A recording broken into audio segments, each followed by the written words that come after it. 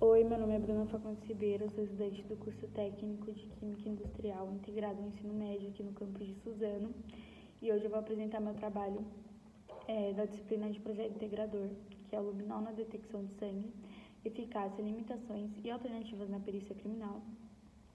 E os orientadores do meu projeto são a professora Alana Melo dos Santos e o professor Emerson Barão Soldado.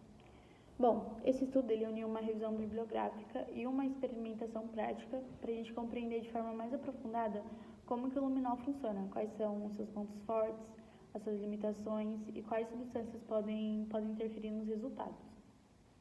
Também foram investigadas algumas alternativas mais modernas que vêm ganhando espaço agora na química forense. Bom, a perícia criminal ela é uma área fundamental para a investigação científica de crimes. Entre os diversos vestígios que os peritos analisam, o sangue é um dos mais importantes e um dos principais, porque ele pode revelar a dinâmica do crime e também pode permitir algumas análises genéticas. Porém, no entanto, muitas vezes o sangue está diluído, ele está escondido, pode estar degradado, ou ele pode ter sido alvo de tentativas de limpeza. Por isso, a química forense ela utiliza reagentes capazes de revelar manchas de sangue, que são invisíveis a olho nu. E um dos principais reagentes é o luminol, que ele é utilizado desde a década de 1930. Bom, o luminol ele produz quimioluminescência, ou seja, ele emite uma luz azul quando ele reage com certas substâncias. Apesar disso, o luminol ele não é perfeito, ele não é isento de problemas, porque ele pode gerar falsos positivos e falsos negativos. E esse é o principal foco do trabalho, entender como ele funciona bem, quando ele falha e como a gente pode melhorar a aplicação do luminol. Bom, o objetivo geral do projeto foi analisar essa eficácia do luminol na detecção de sangue, identificando as limitações e também apresentando algumas alternativas modernas e mais específicas. Entre os objetivos específicos estão descrever o mecanismo químico da quimioluminescência, analisar os fatores que influenciam na sensibilidade e especificidade do luminol, estudar interferentes que podem gerar falsos positivos, avaliar algumas alternativas como a fluoresceína, o Blue Star e o Lumicene, e também realizar um ensaio prático para a gente registrar padrões de luminescência de substâncias interferentes da reação. Bom, sobre a quimioluminescência. A quimioluminescência ela ocorre quando uma reação química ela libera energia na forma de luz.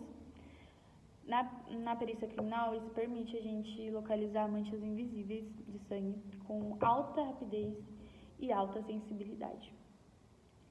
Bom, sobre o mecanismo do luminol, o luminol ele é oxidado no meio básico, na presença de peróxido de hidrogênio, e o ferro que está presente no grupo M da hemoglobina do sangue, ele atua como um catalisador da reação, que possibilita a formação do íon 3-aminofitalato excitado, que emite luz azul quando ele volta ao estado fundamental. Esse é um mecanismo altamente sensível e que ele não prejudica futuras análises do DNA. Sobre as limitações e interferentes. O problema é que o luminol ele também reage com outras substâncias, como hipoclorito de sódio, vegetais, metais e também alguns produtos de limpeza. Essas substâncias elas podem gerar luminescência parecida com a do sangue, que pode criar falsos positivos. Além disso, a exposição ao tempo e também a degradação dessas provas, elas podem gerar falsos negativos. Sobre as alternativas, reagentes alternativos como a fluoresceína, o Blue Star e o Lumicene, eles vêm sendo estudados. O Blue Star e o Lumicene, eles apresentam luminescências mais fortes e duradouras. Já as técnicas com anticorpos fluorescentes, elas oferecem maior especificidade, porém elas são mais caras e complexas. Bom, a metodologia do trabalho ela teve duas partes. Na parte teórica, foi realizado uma revisão bibliográfica que foi utilizado plataformas como o Google Acadêmico, o CAPES, o Cielo, e selecionando artigos publicados nesses últimos anos sobre luminol e reagentes alternativos. Na parte prática, foi preparada uma solução padrão de luminol com luminol sólido, hidróxido de sódio, peróxido de hidrogênio, que é água oxigenada de 3%, e água destilada. Foram testados com 3 interferentes comuns, o lustramóveis, o hipoclorito de sódio, que é a cândida, e extrato de nabo. Cada interferente foi aplicado em superfícies diferentes, como azulejo, tecido, algodão e vidro. Dentro de uma caixa escura com luz UV, que permitiu a gente registrar os padrões de luminescência. A revisão teórica, ela mostrou que o luminol ele é altamente sensível, mas ele é pouco específico, ou seja, ele não reage só com o luminol, ele reage com várias substâncias, então a especificidade dele é bem baixa.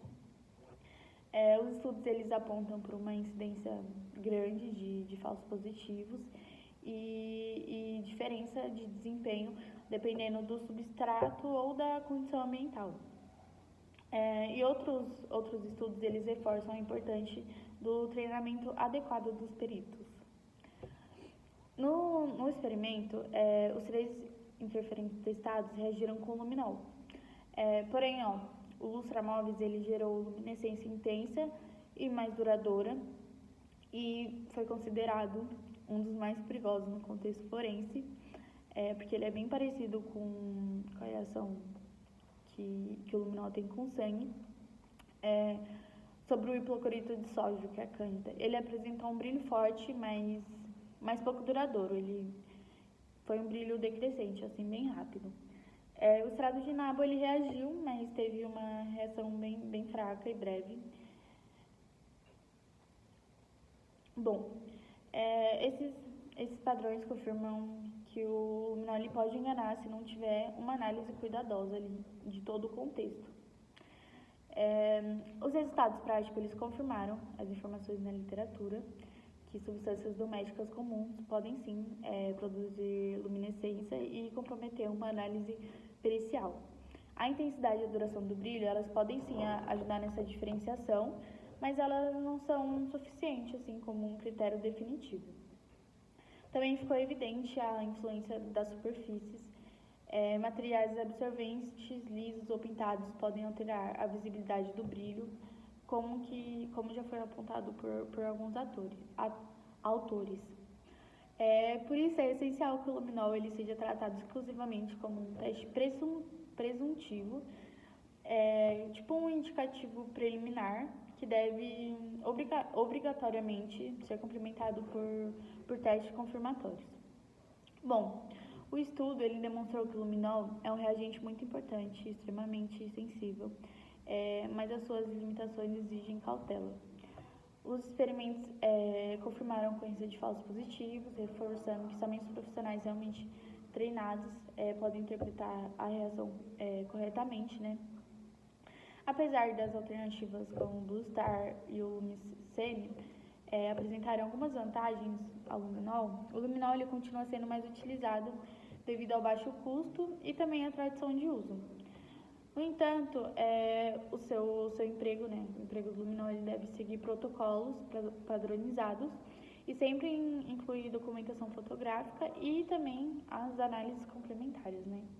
Bom, em síntese, a confiabilidade do luminol, ela depende da integração da teoria, prática e interpretação crítica, e essa combinação é essencial para fortalecer né, a credibilidade das análises na química forense. Bom, é isso. Obrigado pela atenção. Esse estudo ele reforça a importância da química no contexto criminal e também destaca como uso responsável de técnicas científicas pode contribuir para investigações mais precisas e seguras.